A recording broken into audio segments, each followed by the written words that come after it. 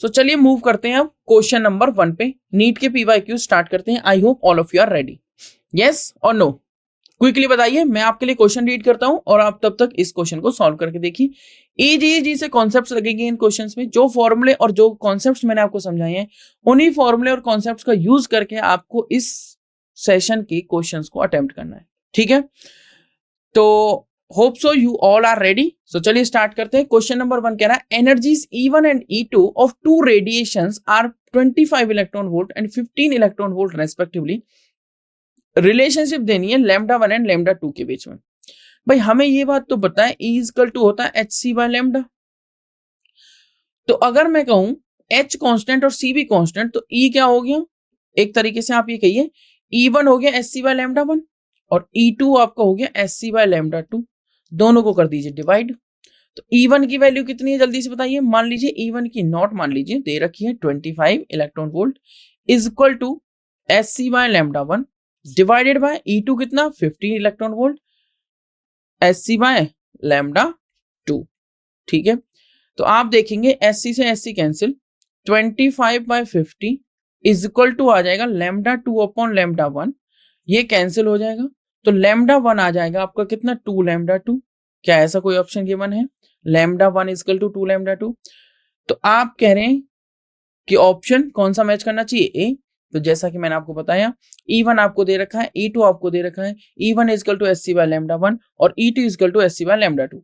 E1/A2 first इसको डिवाइड कर दिया E1 को E2 से, डेफिनेटली λ2/λ1 बनेगा और जो आ जाएगा λ1 इज इक्वल टू 2λ2। मतलब फर्स्ट वेवलेंथ इक्वल है डबल ऑफ सेकंड वेवलेंथ के। अगर मैं आपसे पूछूं फर्स्ट वेवलेंथ इक्वल है डबल ऑफ सेकंड वेवलेंथ के लिए, तो मुझे बताइए λ1 ये वाली रिलेशनशिप करेक्ट है या ये वाली रिलेशनशिप करेक्ट है? क्विकली बताइए, फर्स्ट या सेकंड, कौन सी करेक्ट हुई? फिर देखते हैं कौन सही बताता है। मैं इसको दोनों तरीके से कर सकता हूँ, इस पर्टिकुलर फॉर्मूले से बता सकता हूँ और E1 और E2 की हेल्प से। डेफिनेटली अगर आप देख सकते हैं ये डबल है किसके λ2 की, तो अगर मैं इसकी वैल्यू 25 रखता हूं तब जाके ये 50 होगी।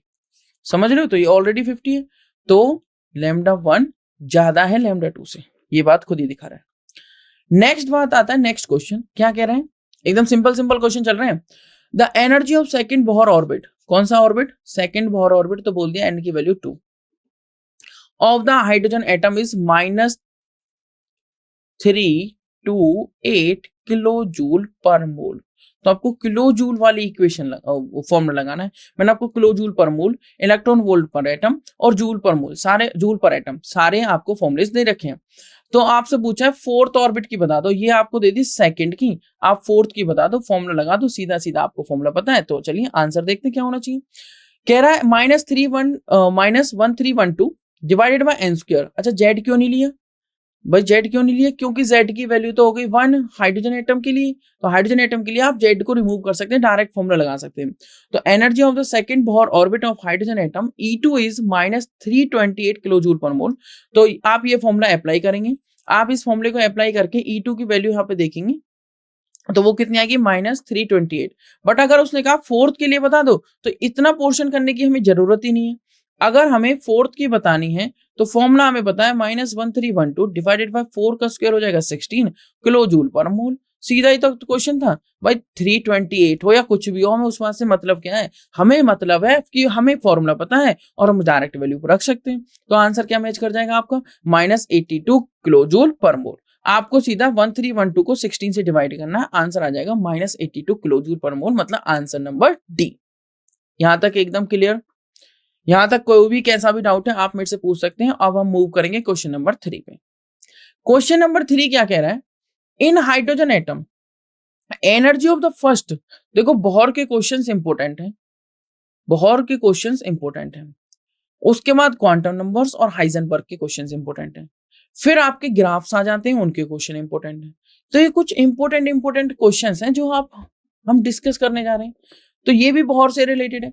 कह रहा है in hydrogen atom energy of the first excited state is -3.4 electron volt. Kinetic energy of the same orbit of hydrogen atom is. पूछा काइनेटिक एनर्जी बताओ उसी ऑर्बिट में हाइड्रोजन एटम के लिए। तो देखो सिंपल सी बात है, टोटल एनर्जी जो होगी वो होगी kinetic energy plus potential energy. Answer A option होगा। कैसे? फर्स्ट एक्साइटेड स्टेट में जो एनर्जी रहेगी वो रहेगी half M V square kinetic energy plus potential energy का formula minus Z E square by R. तो फॉर्मूला आ गया plus half Z E square by R minus Z E square by R. ठीक है, यहां हमने चेंज कर दिया। जब इस फॉर्मूले को हमने सॉल्व किया तो energy of the first excited state उसने दे रखी 3.4 इलेक्ट्रॉन वोल्ट, वैल्यू पुट करी, इसको एलसीएम लिया, ये एक तरीके से क्या हाफ और ये है पूरा, तो एक में से आधे को माइनस करेंगे तो आधा ही आना है, तो कितना आ गया हाफ, बड़ा कौन है एक, तो minus 1/2 Z E square by R. ठीक है, वैल्यूज को पुट किया तो काइनेटिक एनर्जी इक्वल टू क्या होती है half Z D square by R, तो वैल्यू आ गई माइनस माइनस हो जाएगा प्लस, प्लस के 3.4 इलेक्ट्रॉन वोल्ट। काइनेटिक एनर्जी का फॉर्मूला होता है half Z D square by R, मतलब आप हाफ एम वी स्क्वायर लिख लीजिए या half Z E square by R लिख लीजिए। तो इस तरीके से आप इस क्वेश्चन को क्या कर सकते हैं, सॉल्व कर सकते हैं। तो काइनेटिक एनर्जी आपके आ चुकी है प्लस के 3.4 इलेक्ट्रॉन वोल्ट। जरूरी नहीं है हर बार एनर्जी वही आए, तो इस तरीके से आपको सॉल्व करना है। तो आंसर है आपका प्लस के 3.4 electron volt. Very good. Kinetic energy is equal to potential energy divided by 2। हाँ, बट ये माइनस में होती है और वो प्लस में होती है, इस बात का भी आपको ध्यान रखना है। ठीक है, चलिए मूव करेंगे नेक्स्ट बात पे। क्वेश्चन नंबर 4 काफी इंटरेस्टिंग क्वेश्चन आया, कह रहा है कि व्हेन इलेक्ट्रोमैग्नेटिक रेडिएशंस, अब मैं आपको इलेक्ट्रोमैग्नेटिक रेडिएशंस, तो मैं आपको इलेक्ट्रोमैग्नेटिक स्पेक्ट्रम और बता देता हूं, वहां से भी क्वेश्चन कई बार उठ के आ जाता है। इलेक्ट्रोमैग्नेटिक स्पेक्ट्रम को याद करने का तरीका क्या है, लॉर्मिर U V W X Y Z, लॉर्मिर U V W X Y Z. अब ये क्या है, जेड हटा दीजिए, एलओ का मतलब लॉन्ग रेडियो वेव्स,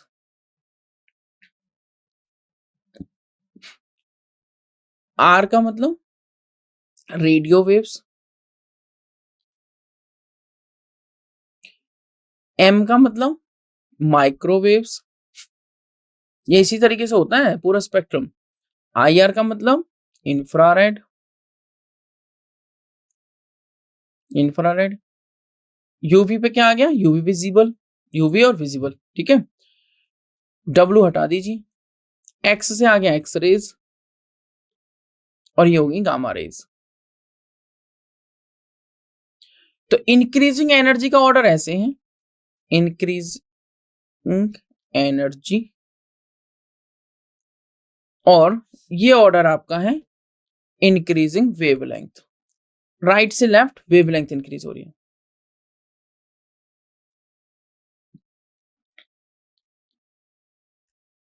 ठीक है, तो electromagnetic radiations of wavelength 300 nanometer falls on the surface of metal. एक मेटल का पीस है जिस पे रेडिएशन कितनी वेवलेंथ की फॉल करती है, 300 नैनोमीटर की। उसने कहा इलेक्ट्रॉन्स आर एमिटेड, इलेक्ट्रॉन्स बाहर निकल गए।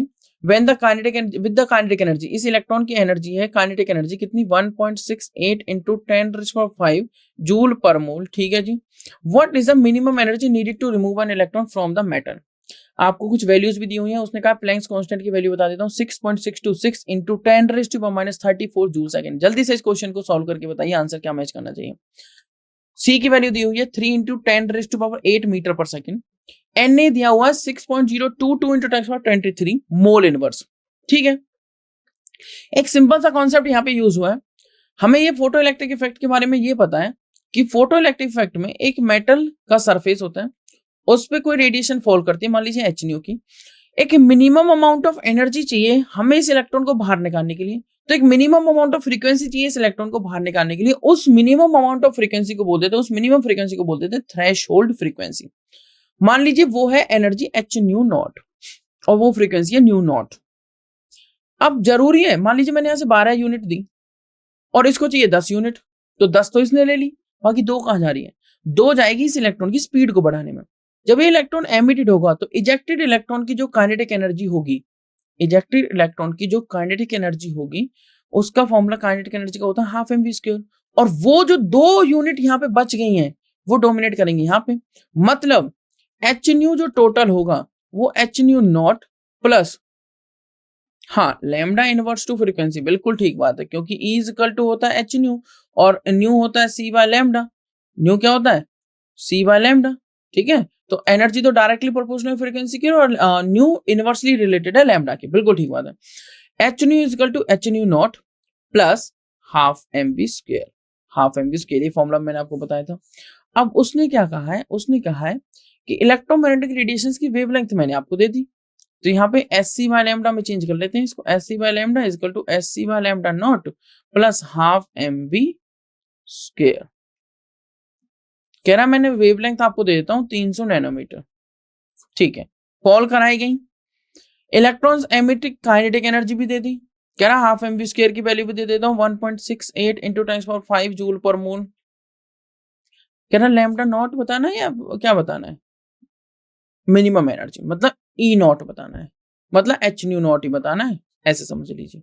ये तो एकदम सिंपल सा क्वेश्चन है, बस कैलकुलेशन करनी है, ठीक है।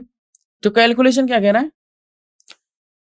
Answer A, H C by lambda, lambda दे रखा है 300 nanometre for 1 mole of photons. अब उसने देखो मोल भी लिखा हुआ है, यहाँ पे लिखा हुआ है जूल पर मोल, एक मोल के लिए एनर्जी दे रखी है, इस बात का आपको विशेष ध्यान रखना है।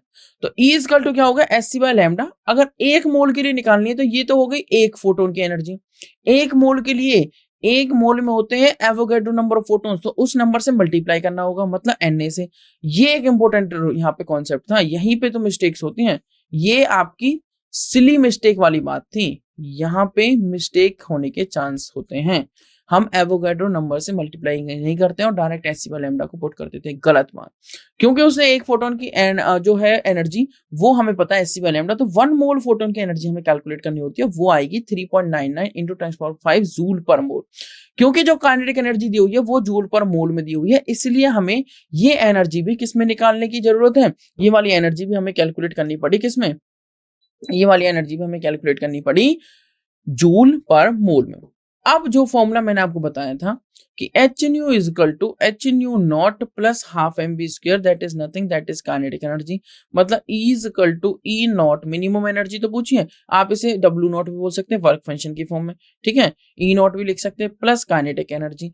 काइनेटिक एनर्जी आपका हो गया E minus E not, what is this, kinetic energy क्या हो गया E minus E not, but kinetic energy तो उसने दी हुई है, तो E नॉट क्या हो गया E minus kinetic energy, E not हो गया आपका E माइनस काइनेटिक एनर्जी। आप इसे E नॉट ना बोल के प्रॉपर हम सिंबल यूज करेंगे डब्ल्यू नॉट, क्या यूज करेंगे डब्ल्यू नॉट, ठीक है, W not is work function, minimum potential, ठीक है। तो E की वैल्यू आपने कैलकुलेट करी 3.99 इंटू 10⁵, और इसकी वैल्यू किसकी, काइनेटिक एनर्जी की आपको दे रखी है कितनी, 1.68 इंटू 10⁵ यूनिट, ये क्या रहेंगे, यूनिट सेम हो गई, जूल पर मोल, जूल पर मोल। अब इसको सब्ट्रैक्ट और एडिशन कर सकते हैं, 10⁵ कॉमन आ जाएगा, 3.99 में से 1.68 माइनस कर देंगे तो 2.31 बचेगा, तो आंसर आ गया 2.31 इंटू 10⁵ जूल पर मोल, तो आंसर मैच कर गया 2.31 इंटू 10⁵ जूल पर मोल। थोड़ी सी सिली मिस्टेक से आंसर चेंज हो सकता है 10⁶ में, किसमें चेंज हो सकता है 10⁶ में। चलिए आई होप यहां तक आपको क्वेश्चन नंबर 4 समझ में आएगा, मूव करेंगे क्वेश्चन नंबर 5 पे। क्वेश्चन नंबर 5 कह रहा है who modified bore theory by introducing elliptical orbits for electron path. तो इलिप्टिकल ऑर्बिट्स जो बताए थे, जो बोहर ने कहा था कि सर्कुलर ऑर्बिट्स होते हैं, तो सोमरफेल्ड की थ्योरी वहीं पे आई थी। सोमरफेल्ड ने क्या कहा था कि सर्कुलर ऑर्बिट्स ना होकर वो इलिप्टिकल ऑर्बिट्स हैं, जैसे सोलर सिस्टम में, राइट, उसी तरीके से। तो Sommerfeld modified Bohr theory, according to him electron moves in elliptical orbits, not exact circular orbits, ठीक है, in addition to circular orbit. तो आंसर डी मैच करेगा, डायरेक्ट क्वेश्चन था, इजी क्वेश्चन था एकदम से। Question number 6, which of the following statements do not form a part of Bohr model of hydrogen atom? Bohr के postulates मैंने बता दिए। कह रहा है energy of the electron in the orbits are quantized, ये तो बोहर का पार्ट है। Electron in the orbit nearest the nucleus has the lowest energy, जो बिल्कुल पास में रहेगा क्या उसकी एनर्जी लोएस्ट रहेगी। Electrons revolve in different orbits around the nucleus, ये बात भी ठीक है।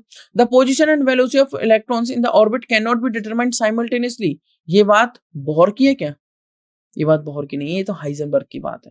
तो कौन सा ऑप्शन मैच करेगा, डी। मेन जो पोस्टुलेट्स है बोहर मॉडल ऑफ एटम की, वो क्या है, the electrons in an atom revolve around the nucleus only in certain selected circular path, उन्हें हम कहेंगे ऑर्बिट्स।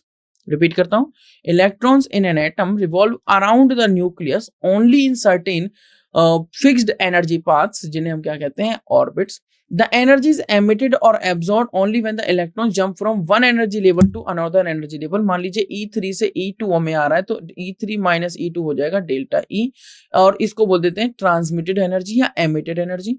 E2 से E3 जा रहा है, E3 से E2 आ रहा है, ठीक है, और E2 से E3 जा रहा है, तो उस केस में भी हम E3 माइनस E2 ही करेंगे. E3 माइनस E2 ही करेंगे और उसको बोल देंगे एब्जॉर्ब्ड एनर्जी, क्योंकि E2 से E3 जाने के केस में यहाँ पे मैं लिख देता हूँ E2 से E3 जा रहा है, एब्जॉर्ब करेगा एनर्जी, और यहाँ पे E3 से E2 में आ रहा है तो एमिटेड करेगा एनर्जी. ठीक है. Only those orbits are permitted in which the angular momentum of the electron is a whole number or integral multiple of h by 2 pi, जहाँ पे h एक Planck's constant है. That's why only certain fixed orbits are allowed. ये Bohr ने बताई थी बात कि सिर्फ कुछ ही फिक्स्ड ऑर्बिट्स अलाउड नहीं है, सारे फिक्स्ड ऑर्बिट्स सारे ऑर्बिट्स अलाउड नहीं होते, सारे ऑर्बिट्स में इलेक्ट्रॉन नहीं घूमेंगे, सिर्फ उनमें घूमेंगे जिनका एंगुलर मोमेंटम क्या रहेगा. Only those orbits are permitted जिनका एंगुलर मोमेंटम क्या रहेगा of the electron is whole number of h by 2 pi या integral multiple of h by 2 pi. ठीक है. Only those certain fixed orbits are allowed. It means momentum of an electron is quantized. Momentum of an electron is quantized, जो कि मैंने आपको बता ही दिया था, mvr is equal to nh upon 2 pi. एकदम से क्लियर. मूव करते हैं नेक्स्ट बात पर. Question number 7.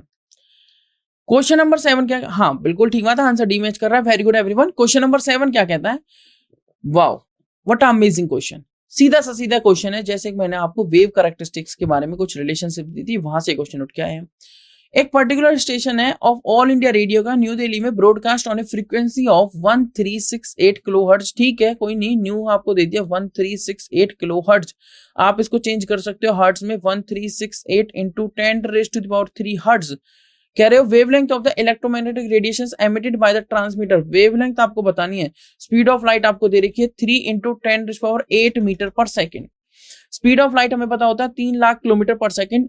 वेरी गुड, आपने आंसर कर दिया 219.3, मतलब ऑप्शन ए. वेरी, बहुत ज्यादा स्पीड से आपने आंसर किया. चलिए देख लेते हैं. आज तक इसमें तो कैलकुलेशन की जरूरत थी, शायद आपने इस क्वेश्चन को काफी बार किया होगा, तो आपको एकदम से आंसर याद आ गया. तो सीधा सीधा आपको फॉर्मूला लगाना है. न्यू दे रखा है, और न्यू होता है आपका c बाय लैम्डा, और लैम्डा होता है आपका c बाय न्यू. c आपको पता है, न्यू आपको पता है, सीधा आपको डिवाइड करना है. इससे सिंपल क्वेश्चन क्या ही होगा. Frequency of electromagnetic radiations 1368 kilo hertz, जिसको हमने चेंज कर लिया किसमें, हर्ट्ज में. एक हर्ट्ज आपको पता है सेकंड इनवर्स के इक्वल होता है. ठीक है, 1 हर्ट्ज में हम चेंज कर सकते हैं हर्ट्ज को सेकंड इनवर्स में, हर्ट्ज को सेकंड इनवर्स के इक्वल लिख सकते हैं. ठीक है, और स्पीड ऑफ लाइट आपको पता है 3 into 10⁸ meter per second. Wavelength of electromagnetic radiations का फॉर्मूला होता है, वेवलेंथ का formula lambda is equal to c by nu. c is the velocity of light. 3 into 10⁸ meter per second. Second inverse से second inverse cancel. जब इसको divide करेंगे तो answer आ जाता है 219.3 meter. Very good, perfect, I am very happy, great, very good answer.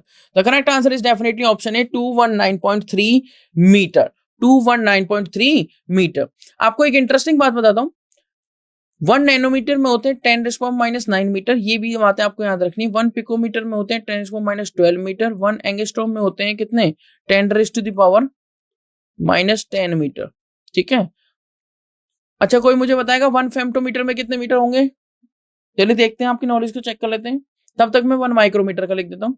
1 micrometer में होंगे 10⁻⁻6 metre. मुझे फेम्टोमीटर का बता दीजिए. 1 फेम्टोमीटर नहीं, पिकोमीटर में होते हैं -12 तो 15. Very good, 10⁻⁻15 metre. फेम्टो में कितने होते हैं, 10⁻⁻15 मीटर. चलिए वेरी गुड. मूव करेंगे क्वेश्चन नंबर 8 पे. The energy absorbed by each molecule A2 of a substance is 4.4 into 10⁻⁻19 joule and bond energy per molecule is this. The kinetic energy of the molecule per atom will be. तो energy absorbed A2 के molecule ने इतनी करी है. Bond energy दे रखी है, मतलब bond को ब्रेक करने वाली एनर्जी, उसको बॉन्ड डिसोसिएशन एनर्जी बोल सकते हैं. पूछा काइनेटिक एनर्जी बता दो. सीधी सी बात है, kinetic energy of the molecule जो बचेगी वो क्या रहेगी, जितनी एनर्जी एब्सॉर्ब करी है उसमें से माइनस कर दो बॉन्ड एनर्जी पर मॉलिक्यूल. भाई जितनी एनर्जी उसने एब्सॉर्ब करी, ठीक है, वो यूज हो जाएगी बॉन्ड एनर्जी को तोड़ने में. जो बच गई वही तो काइनेटिक एनर्जी के रूप में काम आएगी. जैसे फोटो इलेक्ट्रिक इफेक्ट से आप इसको रिलेट कर सकते हो. तो एनर्जी एब्सॉर्ब दे रखी है 4.4 into 10⁻⁻19. Very good answer, very good. 4.0 into 10⁻⁻19 joule. 19 common आ जाएंगे, कितनी बची 0.4 इंटू 10⁻19 जूल, ये आपकी kinetic energy of the molecule बची। काइनेटिक एनर्जी पर एटम निकालने के लिए हम क्या करेंगे, क्योंकि एक मॉलिक्यूल है वो A2 है, A2 एक मॉलिक्यूल की एनर्जी इतनी है, तो एक एटम की कितनी होगी, एक मॉलिक्यूल में 2 एटम, तो एक एटम की कितनी हो जाएगी, डिवाइड कर देंगे 2 से, तो 2 से डिवाइड करने पर आंसर आ जाएगा 2.0 इंटू 10⁻20। अगर डिवाइड करेंगे तो लिखेंगे 0.2 इंटू 10⁻19 जूल, और जब इस डेसिमल को यहाँ से रिमूव करना चाहेंगे तो ये बन जाएगा 2 इंटू 10⁻20 जूल। इससे इजी क्वेश्चन क्या ही होगा, एकदम से सीधी कैलकुलेशन थी। Very good answer. चलिए फिर इसका आंसर भी बता दीजिए। Energy of the photon is given as delta E per atom दे रखा आपको, कितना 3.03 10⁻⁻19 joule per atom. Then the wavelength of the photon is delta E per atom दे रखा, वेवलेंथ पूछा हुआ, सीधा सीधा फॉर्मूला लगाना है। एच की वैल्यू दी हुई है, सी की वैल्यू दी हुई है। एच की value 6.63 into 10⁻34 joule second use करनी है, और सी की value 3 into 10⁻8 metre per second use करनी है। तो आपने इसका आंसर दिया डी, तो चलिए देख लेते हैं इसका आंसर एक्चुअली में आएगा सी। चलिए वेरी गुड ट्राई, मैं बहुत ज्यादा खुश हूं कि आप इस क्वेश्चन को ट्राई कर रहे हैं, it makes me very very happy. आप देख सकते हैं E equal to H C by lambda, formula आपको पता है, nu equal to C by lambda होता है, यहाँ से वो फॉर्मूला हमने पुट करके फॉर्मूला बना दिया एच न्यू का H C by lambda. E equal to हो गया एच न्यू, E की वैल्यू दे रखी है 3.03 इंटू 10⁻19, और H C by lambda, lambda की वैल्यू आ जाएगी, एच की वैल्यू पता है 6.63 इंटू 10⁻34, सी की वैल्यू पता है 3 इंटू 10⁸8, और हमें ये जो वैल्यू है ये डिनोमिनेटर में आ जाएगी 3.03 इंटू 10⁻19। सॉल्व करने पर आंसर आ जाएगा 6.56 इंटू 10⁻7 मीटर। मैंने वो यूनिट कन्वर्जन आपको इसीलिए बताए थे क्योंकि यहाँ पे आपको मीटर को नैनोमीटर में चेंज करना है, क्योंकि आंसर में नैनोमीटर दिया हुआ। जब आप इसको चेंज करेंगे 10⁻7, एक मीटर में होते हैं 10⁻9 नैनोमीटर। एक नैनोमीटर में, देखो ध्यान से, कंफ्यूज नहीं होना इन चीजों में, एक नैनोमीटर में होते हैं 1 नैनोमीटर में होते हैं 10⁻9 मीटर, तो 1 मीटर में होंगे 10⁻9 नैनोमीटर। तो 1 मीटर, इसको मैं ऐसे लिख सकता हूँ 1 मीटर, तो 1 मीटर की जगह मैंने रख दिया 10⁻9 नैनोमीटर, ये माइनस किया तो ये आ गया 2। भाई बेस सेम है तो पावर क्या हो जाएंगे, ऐड हो जाएंगी, 9 - 7 क्या हो जाएगा 2, और 2 लिख के जब इसके डेसिमल को रिमूव किया तो 100 से 100 कैंसिल, और आंसर आ गया 656, मतलब 656 nanometer. Option C is the correct answer. Okay, आपने आंसर तो किया था, थोड़ी सी सिली मिस्टेक हो गई सिर्फ डेसिमल में। देखो सारे ही 656 नंबर हैं, बट सिर्फ डेसिमल का फर्क है, वो इसीलिए मैंने आपको यूनिट कन्वर्जन सिखाया था, ठीक है, तो वो ध्यान रखना है आपको। Clear? So can we move to the next question? Are you ready? Okay, so let's go to the question number 10, जो कि अगेन एक इजी क्वेश्चन है, सीधा क्वेश्चन है। De Broglie wavelength of a particle with mass 1 gram and velocity 100 meter per second. हमें पता है de Broglie wavelength का फॉर्मूला होता है लैम्डा इक्वल टू h/mv। ये जरूरी नहीं है डी ब्रोगली वेवलेंथ को आप सिर्फ माइक्रोस्कोपिक पार्टिकल पे यूज करें, आप मैक्रो पे भी यूज कर सकते हैं, बट हमारी वेवलेंथ नहीं बन सकती क्योंकि मास बहुत ज्यादा है। क्योंकि हमारा मास बहुत ज्यादा है, सिर्फ हमारा मास नहीं, आप 100 ग्राम 10 ग्राम इतने मास को ब्लेक करोगे, वेवलेंथ बहुत छोटी बनेगी। वेवलेंथ बहुत छोटी बनने का मतलब है वो ऐसे बनेगी, ऐसे ऐसे, इतनी पास अगर वेवलेंथ बनेगी, इतनी पास एकदम से क्लोज, तो वो वेवलेंथ बनेगी नहीं एक तरीके से, ठीक है, इस चीज का आपको ध्यान रखना है। तो वेवलेंथ माइक्रोस्कोपिक मैक्रोस्कोपिक, अगर हम भी वेलोसिटी ऑफ लाइट से भागने लगे तो हमारी भी क्या बन सकती है, वेव बन सकती है। क्या बन सकती है? वेव। क्लियर? चलिए, तो de Broglie wavelength of a particle with mass 1 gram and velocity 100 meter per second, इसके बारे में पूछा हुआ। वेलोसिटी की वैल्यू दी हुई है, मास की वैल्यू दी हुई है, एच की वैल्यू आपको पता ही होती है 6.626 into 10⁻34 joule second. Joule second को आप कन्वर्ट कर सकते हो kilogram meter square second inverse, ये तो होती है joule second, kilogram meter square second inverse, ठीक है। तो चलिए अगर हम इसको क्या करें, मूव करें नेक्स्ट बात पर, तो वो आपका कुछ इस तरीके से होगा। लैम्डा इक्वल टू होता है h/mv। लैम्डा इक्वल टू क्या होता है? h/mv, ठीक है। मैंने आपको क्या कहा था, जूल सेकंड की जगह आप लिख सकते हैं क्या, kilogram meter square second inverse, यही तो बोला था, kilogram meter square second inverse, ठीक है। तो वो यहाँ पे लिखा हुआ है kilogram meter square second inverse. जो लीनियर मोमेंटम होता है वो होता है p, तो इसकी जगह लिख सकते हैं हम लैम्डा इक्वल टू h/p, तो p हो जाएगा h/लैम्डा। ये डी ब्रोगली इक्वेशन है, वापस से उन्होंने इसको वहीं पे चेंज किया, ठीक है।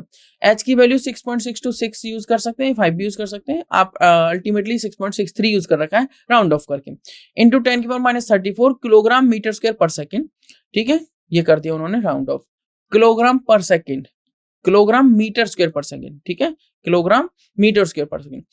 10⁻³ किलोग्राम, व्हाट इज दिस? 1 ग्राम मास। 1 ग्राम का मतलब हो गया 10⁻³ किलोग्राम, बिल्कुल ठीक बात है, ठीक है। और जब हम मतलब 1000 से डिवाइड करना है सीधा सीधा। 100 मीटर पर सेकेंड आपको दे दिया है वेलोसिटी। जब हमने सारी वैल्यूज, किलोग्राम से किलोग्राम कैंसिल, मीटर से मीटर कैंसिल, तो लैम्डा की जो वैल्यू आएगी, सेकंड से सेकंड कैंसिल, तो लैम्डा की जो वैल्यू आएगी वो आ जाएगी मीटर। तो आंसर मैच कर गया 6.63 इंटू, ये क्या हो जाएगा 100, 100 -3 और ये 10⁻², तो -1 बचेगा, ऊपर जाएगा प्लस का 1 होगा, -34। नहीं, लाइव क्लासेस 4:30 से स्टार्ट होती हैं, तो आपको जो फिजिक्स, केमिस्ट्री और बायो की जो क्लासेस लेनी है वो 4:30 से ले सकते हैं आप, नीट के PYQs की, ठीक है। ओके, मॉर्निंग में अभी कोई क्लास नहीं है। तो 6.63, बाकी आप शेड्यूल भी चेक कर सकते हैं, शेड्यूल भी आप चेक कर सकते हैं। 6.63 into 10⁻33 meter is the answer. 6.63 into 10⁻33 meter, जो कि ऑप्शन ए मैच कर रहा है। मैं आपको फिर से बता देता हूं, आपको बहुत ज्यादा स्पेसिफिक, एक्यूरेट एंड प्रेसाइज होना पड़ेगा, क्योंकि ऑप्शंस में आप 63, 63, 63 देख सकते हैं, सिर्फ पावर्स अलग हुई हैं। चलिए मूव करेंगे नेक्स्ट क्वेश्चन नंबर 11 पर। क्वेश्चन नंबर 11 कह रहा है maximum number of emission lines obtained when the excited electron of hydrogen atom jumps from n is equal to 6 to the ground state। इसीलिए मैंने आपको वो क्या दिया था, स्पेक्ट्रम लाइंस वाला क्या दिया था, जल्दी से बताइए formula. Maximum number of emission lines बताइए क्विकली, मैं वेट कर रहा हूं आपके आंसर का। मैंने आपको कुछ फॉर्मूलेज प्रोवाइड किए थे, उन फॉर्मूलेज के बेस पे आप इस क्वेश्चन को सॉल्व कर सकते हैं। ओके, सो आप सभी कह रहे हैं ऑप्शन डी, आप सभी क्या कह रहे हैं, ऑप्शन डी, ठीक है। चलिए देखते हैं क्या ऑप्शन होना चाहिए, चलिए देख लेते हैं। ऑप्शन आपका कौन सा हो जाएगा, सी, ठीक है। तो फॉर्मूला जैसे कि मैंने आपको बताया था, क्या बताया था, n(n-1/2), ठीक है। इसके अलावा एक फॉर्मूला और दिया था, ये तो देखो ग्राउंड स्टेट में जंप कर रहा है, इसीलिए दिया था जब n से लेके 1 में आए, मतलब ग्राउंड स्टेट में, ये तो वो वाला फॉर्मूला था। और एक फॉर्मूला और दिया था, जब n2 किसी पर्टिकुलर स्टेट से किसी पर्टिकुलर n1 स्टेट में आए, है ना। दो फॉर्मूले मैंने आपको प्रोवाइड किए थे। तो maximum number of emission lines when the excited electron of hydrogen atom in nth state drops to the ground state, कहां तक आए, ग्राउंड स्टेट से, is found by the given formula. मैं आपको वो फॉर्मूला भी दिखा देता हूं। वो फॉर्मूला है आपका, जब वो कहां से कहां आता है, जब वो n से किसी पर्टिकुलर किसी भी स्टेट से 1 में जंप करे तो n(n-1/2), मतलब 6 से 1 में आ रहा है तो 6 इंटू 6 - 1 5 डिवाइडेड बाई 2, तो आंसर कितना हो जाएगा, 6 5 30 डिवाइडेड बाई 2, आंसर हो जाएगा 15।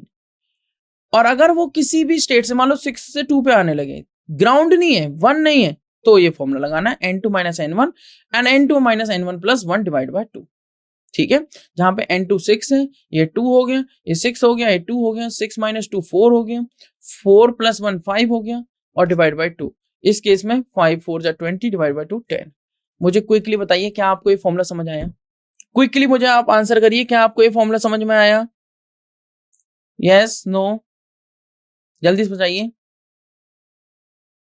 हम क्वेश्चन डिस्कस कर रहे हैं, क्वेश्चन नंबर 11, तो आंसर मैच करेगा, वेरी गुड, आंसर मैच करेगा 15। तो मैं मैक्सिमम नंबर ऑफ लाइंस के लिए जब हमने पुट किया तो n की वैल्यू 6 हो गई, 6 हमने पुट किया तो आंसर मैच कर गया आपका 15। Very good everyone. चलिए मूव करेंगे नेक्स्ट क्वेश्चन नंबर 12 पर। Which one is the wrong statement. Statement वाला क्वेश्चन बहुत ईजी होता है, बस स्टेटमेंट पढ़नी है, आंसर देना है। अच्छा, एसर्शन रीजन में थोड़ी सी हार्डनेस आ जाती है ना, बट ये स्टेटमेंट वाले तो ईजी है। कह रहा है कि de Broglie wavelength is given by lambda is equal to h/mv। इससे सिंपल क्वेश्चन कुछ होगा, बिल्कुल ठीक बात है, h is equal to h, lambda is equal to h/mv भी हो जाता है, और लैम्डा को हम डी ब्रोगली वेव भी बोल देते हैं। क्या बोल देते हैं, de Broglie wave. Where m is the mass of particle, ठीक बात है, v is the group velocity of the particles, v is the group velocity of the particle. कह रहा है next, the uncertainty principle, Heisenberg uncertainty principle, T की terms में delta E into delta T greater than is equal to h/4 अच्छा जी, ठीक है। Half filled and fully filled orbitals have greater stability due to the greater exchange energy, greater symmetry and more balanced arrangement। चलिए एक बात इस थोड़ी सी चीज को डिस्कस कर लेते हैं, एक्सचेंज एनर्जी की कॉन्सेप्ट्स को। हमारे हाफ फिल्ड और फुली फिल्ड ऑर्बिटल स्टेबल होते हैं, रीजन क्या है उनका, उनके दो रीजन है। देखो 3 ऑर्बिटल्स होते हैं फिलिंग ऑफ इलेक्ट्रॉन्स में, सॉरी 3 रूल होते हैं, aufbau principle, Hund's and Pauli's exclusion principle. Aufbau principle कहता है, अकॉर्डिंग टू ऑबाउ प्रिंसिपल, जो इलेक्ट्रॉन्स फिलिंग होगी ऑर्बिटल्स में वो अकॉर्डिंग टू देयर एनर्जी होगी, ठीक है। जिसकी कम एनर्जी वो पहले फिल होगा, जिसकी ज्यादा एनर्जी वो बाद में फिल होगा। एनर्जी का पता लगाने के लिए आप n+l का इस्तेमाल कर सकते हैं। जिसकी लोअर n+l वैल्यू होगी वो कम एनर्जी का, जिसकी हायर n+l होगी उसकी हायर एनर्जी। अगर n+l वैल्यू किसी केस में सेम आ जाती है, आपको लोअर n चेक करना है। क्या चेक करना है? Lower n। क्लियर? अब हाफ फिल्ड और फुली फिल्ड पे आ जाते हैं, कौन स्टेबल कौन कम स्टेबल, और ये ज्यादा स्टेबल क्यों, पार्शली फिल्ड स्टेबल क्यों नहीं है। हाफ फिल्ड क्या है? हाफ फिल्ड ऑर्बिटल्स को अगर आप देखें और फिर मैं बनाता हूं फुली फिल्ड। देखो हाफ फिल्ड में क्या है, 1 2 3 4 5, और इधर देखें तो 1 2 3 4 5 6 7 8 9 10। ये मैंने डी ऑर्बिटल्स बना दिया, आप पी भी बना सकते हैं। हाफ फिल्ड के केस में और फुली फिल्ड के केस में एकदम सिमिट्री है। पहली बात तो आ जाती है सिमिट्री, सिमिट्रिकल डिस्ट्रीब्यूशन होने की वजह से ये स्टेबल है। और दूसरा आ जाता है एक्सचेंज एनर्जी। हाफ फिल्ड और फुली फिल्ड के केस में एक्सचेंज एनर्जी मैक्सिमम होती है। जैसे ये इलेक्ट्रॉन इसके साथ एक्सचेंज हो सकता है, इसके साथ एक्सचेंज हो सकता है, इसके साथ एक्सचेंज हो सकता है, इसके साथ एक्सचेंज हो सकता है। इसी तरीके से ये इस इलेक्ट्रॉन की बात करेंगे, सेकंड वाले की, फिर थर्ड, फिर फोर्थ, फिफ्थ। तो इसी तरीके से हाफ फील्ड में एक्सचेंज एनर्जी मैक्सिमम होती है, जिस वजह से ज्यादा स्टेबल होता है, राइट। हाफ फील्ड और फुली फील्ड, क्लियर। चलिए अब मूव करते हैं बात पे। कह रहा half filled and fully filled orbitals have greater stability, क्यों? Due to greater exchange energy, greater symmetry and more balanced arrangement. ये तो ठीक बात सी लग रही है। The energy of 2s orbital is less than the energy of 2p orbital, ठीक है। 2s के लिए देखो एक जनरल रिप्रेजेंटेशन होती है NLX, जहां पे x is the number of electrons, n is the principal quantum number, l is the azimuthal quantum number या subsidiary quantum number। 2s का मतलब हो गया n की वैल्यू तो हो गई 2 और l की वैल्यू s के लिए होती है 0, और 2p का मतलब हो गया n की वैल्यू 2 और p के लिए l की वैल्यू 1 होती है, तो n+l हो गया 3 और n+l हो गया 2। अब मुझे बताइए आप कौन सी वैल्यू लोअर है? तो 2 लोअर है और 3 क्या है? हायर। इसका मतलब 2s की एनर्जी लोअर है और 2p की एनर्जी ज्यादा है। वो कह रहा है energy of 2s orbital is less than the energy of 2p orbital. ये तो ठीक बात कह रहा है। तो अब देख लेते हैं आंसर कौन सा मैच कर रहा है। तो आंसर मैच करेगा option B. According to de Broglie equation lambda is equal to h/mv, h Planck constant होता है, ए स्टेटमेंट करेक्ट होगी। According to Heisenberg uncertainty principle, the uncertainty of position delta x and momentum delta x into delta p greater than is equal to h by 4 pi, तो delta x into m delta v greater than is equal to h by 4 pi। ये option B की बात हो गई। Delta x into m into delta a into delta t, मतलब velocity को हम लिख सकते हैं delta a into delta t। क्या लिख सकते हैं? Velocity time is equal to acceleration. तो delta A into delta T हम लिख सकते हैं किसको? डेल्टा वी को। तो इसका मतलब ये हो गया कि m इंटू डेल्टा ए क्या हो गया? m into a force. तो delta X into F into delta T greater than is equal to H by 4 pi. तो यहाँ पे delta X into delta T के साथ एफ का आना भी जरूरी है, that is force, that is nothing, that is force. तो इस चीज का आपको ध्यान रखना है, वो चीज यहाँ पे मिसिंग थी, इस वजह से ये स्टेटमेंट गलत है, बाकी सारी सही है, ठीक है। चलिए मूव करेंगे नेक्स्ट बात पर।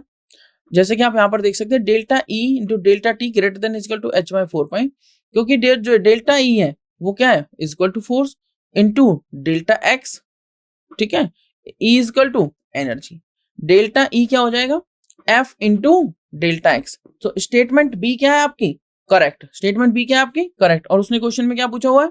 क्वेश्चन में पूछा हुआ था which one is the wrong statement, which one is the wrong statement. तो आपका आंसर जो मैच करेगा वो कौन सा करेगा? स्टेटमेंट सी क्या लिखा हुआ है? The half filled and fully filled orbitals have greater stability due to greater exchange energy, greater symmetry. ये वाली स्टेटमेंट बिल्कुल सही है और आपकी ऑप्शन डी इसका मैच करेगा, बिल्कुल ठीक बात है। यहाँ पे बाय मिस्टेक ऑप्शन बी लिख गया है, क्या होगा आपका आंसर? Option D. क्या होगा? ऑप्शन डी आंसर होगा। Very good everyone, perfect. तो delta X delta E into delta T greater than is equal to H by 4 pi, और डेल्टा ई क्या हो जाएगा, देखो वहां पे डेल्टा एक्स नहीं था, डेल्टा ई था, तो delta E into delta T greater than equal to H by 4 pi, बिल्कुल ठीक बात थी, जो कि मैंने आपको ठीक भी बताई थी, ठीक है, क्योंकि फोर्स इंटू डिस्प्लेसमेंट, आप देख सकते हैं फोर्स इंटू डिस्प्लेसमेंट एक तरह से क्या हो गया, एनर्जी की फॉर्म हो गई, ठीक है। तो चलिए मूव करेंगे नेक्स्ट बात पे, ये स्टेटमेंट करेक्ट हो गई, ये भी करेक्ट है, और for a single electronic species like hydrogen energy depends on the value of N and does not depend on L. यही आपकी जो सिंपल मिस्टेक्स हैं, उसी के लिए मैंने वो वाले क्वेश्चंस आपके लिए प्रोवाइड किए हैं जिनमें आप मिस्टेक्स कर सकते हो। हमने क्या किया, 2s और 2p के लिए n प्लस l निकाल लिया, इसके लिए 2 आ गया, और इसके लिए क्या आ गया, 3 आ गया। हमने इसके लिए 2 और इसके लिए 3 देख लिया, बट उसने जो बात कही थी वो हाइड्रोजन एटम या सिंगल इलेक्ट्रॉन स्पीसीज के लिए, ये वाली बात आपको याद रखनी है कि सिंगल इलेक्ट्रॉन स्पीसीज या हाइड्रोजन एटम अगर है तो उनके केस में सिर्फ एनर्जी हमें n देखना है, l को नहीं देखना, ठीक है। तो इस टाइप की मिस्टेक्स एग्जाम में नहीं करनी है, क्योंकि हम क्या करते हैं, इस टाइप की मिस्टेक्स करके आ जाते हैं और हम सोचते हैं कि हम आंसर सही करके आए, कॉन्सेप्ट सही लगा के आए, बट आने के बाद पता लगता है कि ये तो थोड़ी सी सिली मिस्टेक की वजह से ये आंसर सही नहीं रहा। तो ये सिली मिस्टेक्स आपको नहीं करनी है। मिस्टेक्स मैं इसलिए आपको दिखाता हूं क्योंकि मिस्टेक्स, गलतियां हमें ज्यादा टाइम तक याद रहती हैं।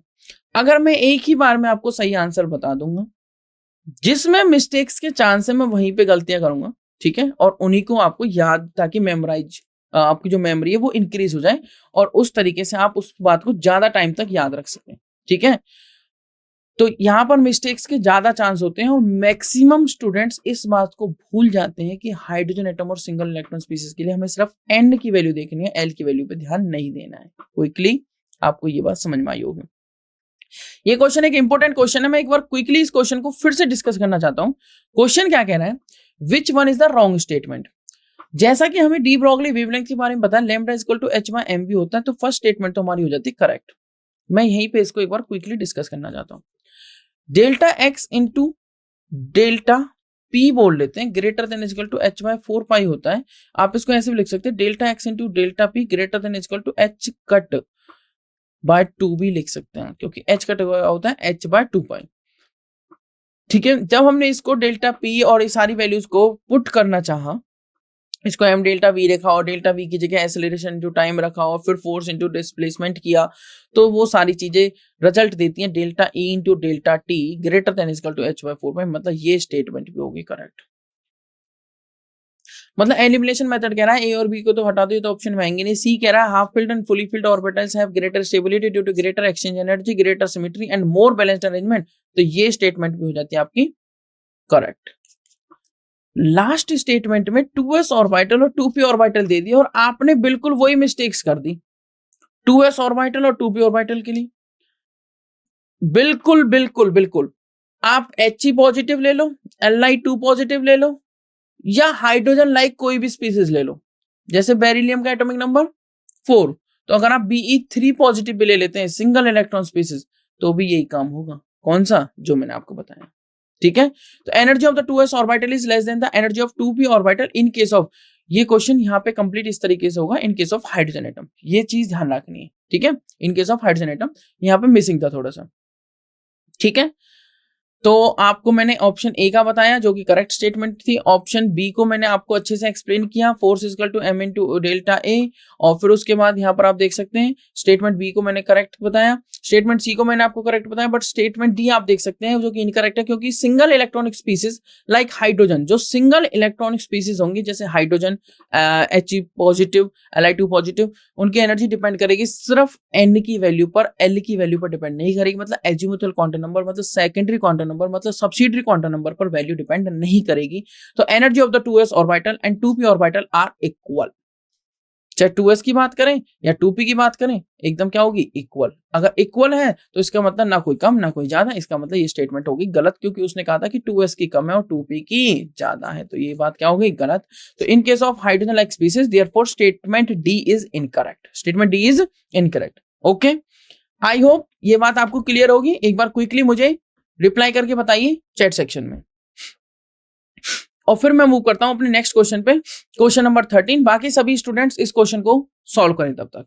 कितना सिंपल क्वेश्चन दे दिया। फिर से हाइजेनबर्ग अनसर्टेनिटी प्रिंसिपल का क्वेश्चन है। ये सारे क्वेश्चन प्रीवियस ईयर्स में आए हुए हैं और सारे क्वेश्चंस इंपॉर्टेंट हैं। जैसा कि मैंने आपको बताया था, बोहर, हाइजेनबर्ग और क्वांटम नंबर्स, ये 3 section exam point of view से काफी ज्यादा इंपॉर्टेंट है। उसके बाद ग्राफ्स आ जाते हैं। ठीक है, चलिए, very good, thank you so much for your reply. Yes sir. Okay, so if uncertainty in position मतलब डेल्टा एक्स एंड मोमेंटम मतलब delta P are equal, delta X equal to कर दिया डेल्टा पी। इससे simple कुछ question होगा। Uncertainty in velocity पूछ ली, कह रहा है कि डेल्टा एक्स इंटू, बताइए जल्दी से क्या आंसर होना चाहिए। हमें पता है delta X into M delta V क्या होता है, greater than equal to h/4 अगर इक्वल टू का साइन लेके चले तो आप इस क्वेश्चन को इजीली सॉल्व कर सकते हैं। डेल्टा एक्स की जगह रख दीजिए डेल्टा पी या डेल्टा पी की जगह रख दीजिए डेल्टा एक्स, आपका आंसर मैच कर जाएगा। तो आपने ऑप्शन कहा ए, तो बिल्कुल ठीक बात है, very good. According to Heisenberg uncertainty principle, delta X into delta P equal to h/4 जब हम सॉल्व करते हैं न्यूमेरिकल टाइम पे तो ग्रेटर देन इक्वल टू के साइन को, इनइक्वलिटी को हम इक्वल टू में ले लेते हैं। तो हाइजेनबर्ग यही तो कहता है, according to Heisenberg uncertainty principle it is impossible to measure simultaneously both the position and momentum of a subatomic particle accurately and precisely, right? That is the point here. Okay, मतलब हम exactly नहीं बता सकते इस time पे electron यहाँ पे और इतनी स्पीड से घूम रहा है, नहीं बता सकते क्योंकि वो बहुत स्पीड से घूम रहा है और बहुत तेजी से अपनी पोजीशन चेंज कर रहा है। अगर हम पोजीशन बता रहे हैं तो मोमेंटम नहीं बता पाएंगे, उसके बारे में अनसर्टेन रहेंगे। अगर हम मोमेंटम के बारे में सर्टेन हो रहे हैं तो पोजीशन के बारे में अनसर्टेन रहेंगे। अगर डेल्टा एक्स डेल्टा पी के इक्वल हो जाता है मतलब uncertainty in position uncertainty in momentum के इक्वल हो जाती है, तो हम डेल्टा एक्स की जगह डेल्टा पी रखेंगे। डेल्टा पी स्क्वायर होगा, h/4 चल रहा है, डेल्टा पी होता है m delta v, m square delta v square होगा, डेल्टा v स्क्वायर नीचे आएगा, डेल्टा v स्क्वायर ऊपर रखेंगे, m स्क्वायर नीचे आएगा, डेल्टा v हो जाएगा आपका 1/2m अंडर रूट h/4। अभी 2 कहां से आ गया, 4 का अंडर रूट क्या होता है 2, m स्क्वायर का m, h और पाई के ऊपर क्या नहीं है, स्क्वायर नहीं है, तो ये अंडर रूट में रहेंगे, अंडर रूट h/पाई। और डेल्टा v आपकी क्या, अनसर्टेनिटी इन वेलोसिटी, तो ऑप्शन मैच कर गया, option A, very good, 1/2m under root h/पाई। ठीक है, perfect answer. Are you ready for the question number 14? First of all आप मुझे बताइए कैसा लग रहा है आपको इन क्वेश्चंस को सॉल्व करते हुए, क्योंकि हमने क्विकली एटॉमिक स्ट्रक्चर के जितने भी इंपॉर्टेंट फॉर्मूलेस थे, जितने भी इंपॉर्टेंट कॉन्सेप्ट्स थे, उनको रिकॉल कर लिया। अब आपके माइंड में बातें आ गई थी, तो क्वेश्चन जैसे जैसे आते जा रहे हैं, कॉन्सेप्ट्स को आप इजीली रिकॉल कर पा रहे हैं और पुट कर पा रहे हैं और आंसर बता पा रहे हैं। तो definitely previous year questions easy हैं और क्योंकि आपको कॉन्सेप्ट्स पता है। क्वेश्चन नंबर 14 क्या कहता है, in the photo electron emission, ठीक है, photo electron emission the energy, just give me 1 second, yes, in the photoelectric emission the energy of the emitted electron is, इससे सिंपल क्वेश्चन तो नहीं होगा भाई कुछ। ये लिया मेटल सरफेस, एनालाइट फॉल करा दी HNO की, यहां से इलेक्ट्रॉन बाहर निकल गया, कुछ ना कुछ एनर्जी लेके निकला है। अगर फालतू की एनर्जी हमने उसको दी है, एक्स्ट्रा एनर्जी हमने उसको दी है, तो HNO इक्वल टू हो जाता है HNO नॉट प्लस में काइनेटिक एनर्जी। वो कह रहा है कि इन द फोटोइलेक्ट्रिक एमिशन या photoelectric effect the energy of the emitted electron, जो एनर्जी है इसके एमिटेड इलेक्ट्रॉन की, वो इंसिडेंट फोटोन से ज्यादा रहेगी। इंसिडेंट फोटोन की एनर्जी ये है, वो सेम रहेगी, उसके स्मॉलर रहेगी या proportional to the intensity of the incident photon. Intensity बढ़ाने से क्या इसकी एनर्जी बढ़ेगी, इंटेंसिटी बढ़ाने से क्या इसकी एनर्जी बढ़ेगी, ये चीज पे ध्यान देना है। तो आप कह रहे हैं ऑप्शन डी, तो ऑप्शन सी मैच करेगा actually. In the photoelectric effect the energy of the emitted electron is smaller, emitted electron की एनर्जी क्या रहेगी, स्मॉलर रहेगी इंसिडेंट फोटोन से, बिकॉज कुछ एनर्जी तो यूज हुई है इलेक्ट्रॉन को इजेक्ट करने में, and remaining energy is used to increase the kinetic energy of the ejected electron. तो उस इलेक्ट्रॉन के अंदर जो एनर्जी होगी वो कम रहेगी किससे, इंसिडेंट फोटोन से। रिपीट करता हूं, इन the photoelectric effect the energy of the emitted electron is smaller than that of incident photon. ठीक है, तो इस क्वेश्चन पे थोड़ा सा आपको ध्यान देना है, इजी क्वेश्चन था, वो रहेगी smaller than that of incident photon, smaller than that of incident photon. ठीक है, intensity proportional to the intensity of the incident photon, इस बात को अलग तरीके से रिलेट किया जाता है। इंटेंसिटी से क्या होता है, इलेक्ट्रॉन ज्यादा निकलने लगेंगे बट उसकी एनर्जी इंक्रीज नहीं होगी, ठीक है, नंबर ऑफ इलेक्ट्रॉन्स इंक्रीज हो जाएंगे। तो ऑप्शन सी इसका करेक्ट आंसर होगा smaller than the incident photon, smaller than the incident photon. Move करेंगे नेक्स्ट क्वेश्चन पे। The electron was shown experimentally to have wave properties by, experimentally किसने show किया था कि इलेक्ट्रॉन के पास वेव प्रॉपर्टीज होती हैं? डी ब्रोगली, बोहर ने, डेविसन एंड जर्मन और शुडिंजर। देखते हैं कौन इसका आंसर करते हैं। एक था डी ब्रोगली कॉन्सेप्ट। एक्सपेरिमेंटली किसने किया था? एक्सपेरिमेंट जो किया था इस बात को लेके कि इलेक्ट्रॉन के पास वेव प्रॉपर्टीज भी हैं, वो किया था शुडिंजर ने नहीं, उसको किया था डेविसन एंड जर्मन ने। The wave nature of the electron is proved by Davisson and Germer experiment. Davisson and Germer experiment एक अच्छा एक्सपेरिमेंट है, आप इसको पढ़ सकते हैं। In this experiment the scattering pattern of an electron is similar to that of X rays देखा गया, और इस बेसिस पर उन्होंने किसके बारे में बताया कि इलेक्ट्रॉन के पास वेव प्रॉपर्टीज होती हैं। ठीक है, ऑप्शन सी, ये ध्यान रखना है। क्वेश्चन नंबर 16 पर मूव करेंगे। कह रहा है the number of angular nodes and radial nodes. जैसा कि मैं आपको बता चुका हूं, दो ही तरह के नोड्स होंगे, एक एंगुलर और एक रेडियल। टोटल जो नोड्स होते हैं वो होते हैं n-1। एंगुलर जो नोड्स होंगे वो होंगे n-l-1। सही बात गलत बात, ये आपको देखना है। मैं दो फॉर्मूले यहां पे लिखता हूं, एक एंगुलर का और एक रेडियल का। चलिए देखते हैं आपको पता है या नहीं। दूसरा फॉर्मूला मैं लिखता हूं L। मुझे बताइए रेडियल नोड्स होंगे n-l-1 या एंगुलर नोड्स होंगे n-l-1? क्विकली बताइए। एंगुलर नोड्स होंगे या फिर रेडियल नोड्स होंगे? मैंने आपको ये दोनों फॉर्मुलेस बताए हैं। ठीक है, मैंने आपको ये दोनों फॉर्मुलेस बताए हैं। हाँ, इस टाइप के questions Davisson and German experiment वाले जनरली नहीं पूछे जाते हैं, इसीलिए हमें एनसीईआरटी बुक को अच्छे से लाइन बाय लाइन रीड करना होता है, ताकि हम इस टाइप के कुछ अजीब से क्वेश्चन जब कभी कभी आ जाते हैं तो उनको अटेम्प्ट कर पाए। ठीक है, तो डेविसन एंड जर्मन एक्सपेरिमेंट वाली बात लिखी हुई है बुक में, आप पढ़ सकते हैं। ओके, तो आप कह रहे हैं ऑप्शन सी। चलिए मैं आपको फॉर्मुलेस पहले बता देता हूं। जो नंबर ऑफ रेडियल नोड्स का फॉर्मूला होता है n-l-1 और एंगुलर नोड्स का फॉर्मूला होता है क्या? ये तो हो गया रेडियल नोड का, और एंगुलर नोड का होता है L। ये तो हो गया आपके रेडियल नोड्स और ये हो गया आपके एंगुलर नोड्स। ठीक है जी, कह रहा है 3s ऑर्बिटल है, n की वैल्यू होगी 3। कह रहा है s, तो s के लिए l की वैल्यू होगी 0, n की वैल्यू 3 और l की वैल्यू 0। तो टोटल नोड्स तो हो गए 3-1, मतलब 2 नोड आने चाहिए टोटल। अगर टोटल 2 नोड है ना, तो कौन सा ऑप्शन मैच कर रहा है? मुझे नहीं पता L और L क्या है, मुझे ये पता है कि टोटल 2 नोड है, इसी से आंसर हो जाएगा। यहां तो टोटल 3 आ रहे हैं। देखिए आंसर मैच करता हूं, ऑप्शन ए करेक्ट होगा। टोटल 2 नोड है ना, इसी से आंसर हो गया। क्यों? अगर n की वैल्यू 3 है, L की वैल्यू क्या है 1, तो नंबर ऑफ रेडियल नोड्स का फॉर्मूला होता है n-l-1, मतलब 3 - 0 - 1 मतलब 2। तो रेडियल नोड्स तो आ गए 2, और number of angular nodes L होंगे जिसकी वैल्यू 0, तो 2 + 0 टोटल नोड्स कितने हो गए 2। अब मैं क्यों कह रहा हूं ये बार बार कि अगर एंगुलर नोड्स और रेडियल नोड्स का अलग अलग फॉर्मूला नहीं पता तो ऑप्शंस एलिमिनेट करके भी आप इस बात का पता लगा सकते हैं। कैसे? आप ये देख सकते हैं कि टोटल नोड्स का फॉर्मूला याद कर लिया हमने n-1, बस ध्यान ये रखना है कि n की वैल्यू पता लग गई 3, तो n की वैल्यू 3 पता लगती है, आपने 2 यहाँ पे निकाल लिया। 0 + 2 2, 1 + 0 1, 3 + 0 3, 0 + 1 1। क्या किसी भी ऑप्शन में 2 आ रहा है? हाँ, कौन से? Option A. क्या बार बार रेडियल नोड एंगुलर नोड की जरूरत पड़ी? नहीं, सिर्फ ऑप्शन ए मार्क करके आना है। उसने अलग अलग थोड़ी पूछा कि आप एंगुलर बताएंगे रेडियल बताएंगे तभी मैं आपको क्या दूंगा मार्क्स। नहीं, अगर आपने ऑप्शन मार्क कर दिया सही तो आपको मार्क्स मिल जाएंगे। वो आप ऑप्शन शॉर्ट ट्रिक से करें या लॉन्ग मेथड से करें, आप सारी कैलकुलेशन करें या सीधा मार्क करके आ जाएं। समझ में आई बात? तो टोटल नोड्स आपको क्लियरली इस तरीके से भी आप इस क्वेश्चन को इसी तरीके से छोटे छोटे क्वेश्चंस में हम अपने टाइम को सेव करते हैं और बड़ी बड़ी कैलकुलेशंस में उसको यूज करते हैं। ठीक है, तो इस क्वेश्चन में रेडियल नोड्स निकालने की, एंगुलर नोड निकालने की कोई जरूरत नहीं थी।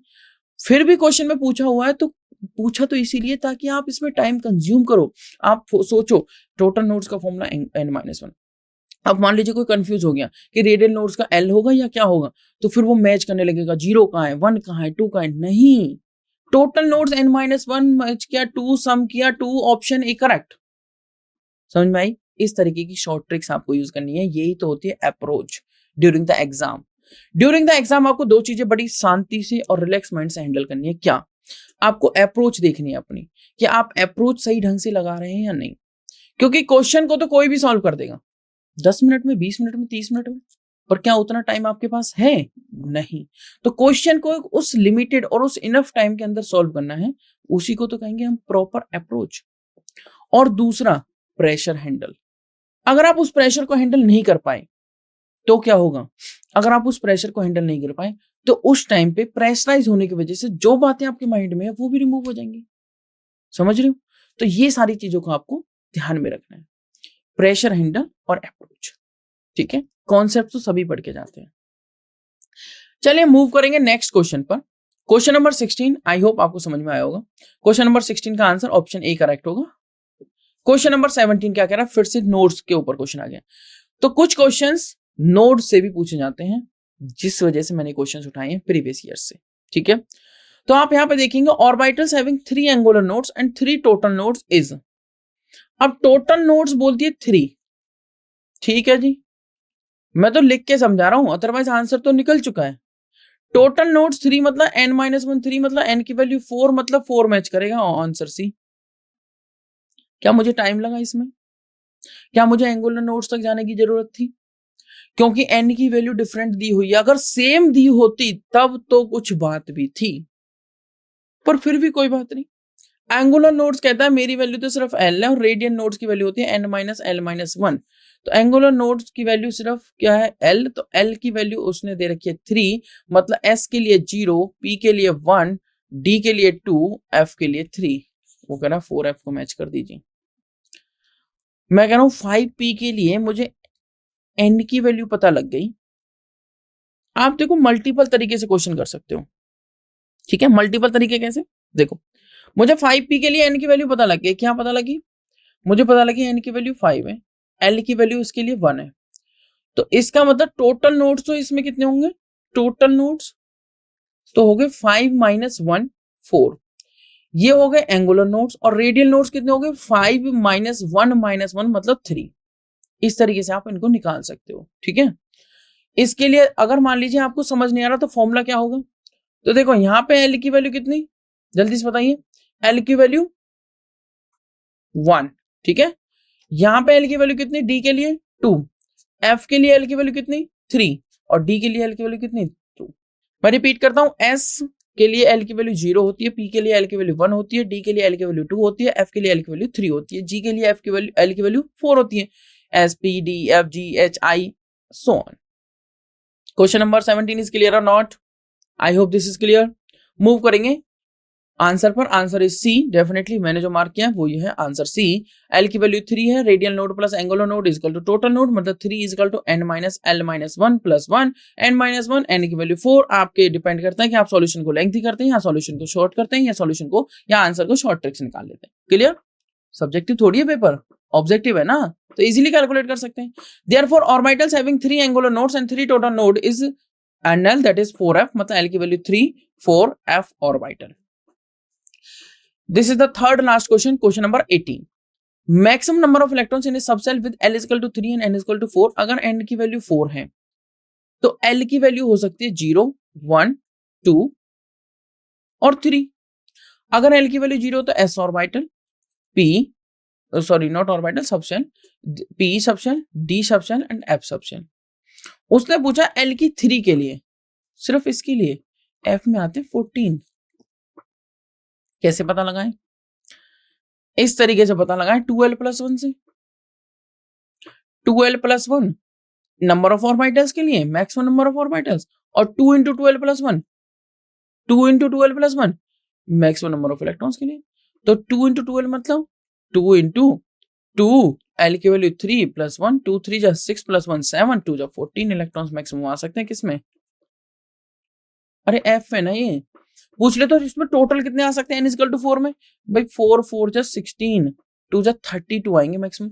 अच्छा प्रूव करके दिखाइए, यहाँ पे 2 आ सकते हैं, यहाँ पे मैक्सिमम 6 आ सकते हैं, यहाँ पे 10 आ सकते हैं, जरा ऐड करना 6 + 2 8 + 10 18 + 14 32। कोई गड़बड़? मैं लिख देता हूं आपके लिए, maximum number of electrons in any subshell, ठीक है, in any subshell. Maximum number of electrons कितने होंगे, 2 × 12 + 1। Maximum number of orbitals, maximum number of orbitals in any subshell,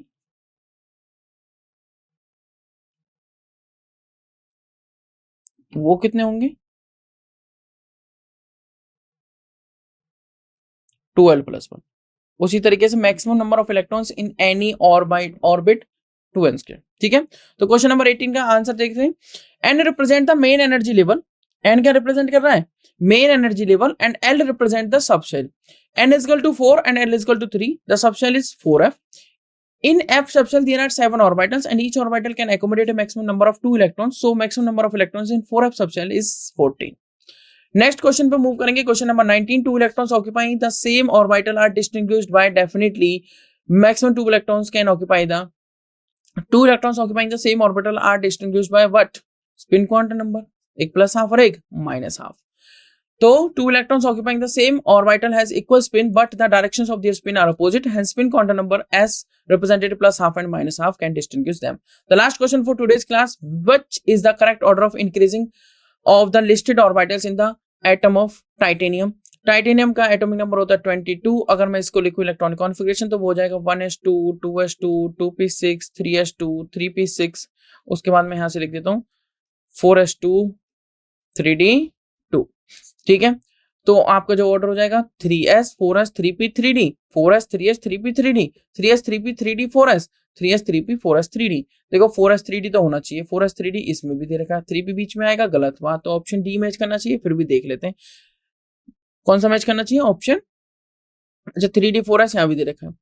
तो which is the correct order of the increasing energy of the listed orbitals in the atom of titanium, ठीक है।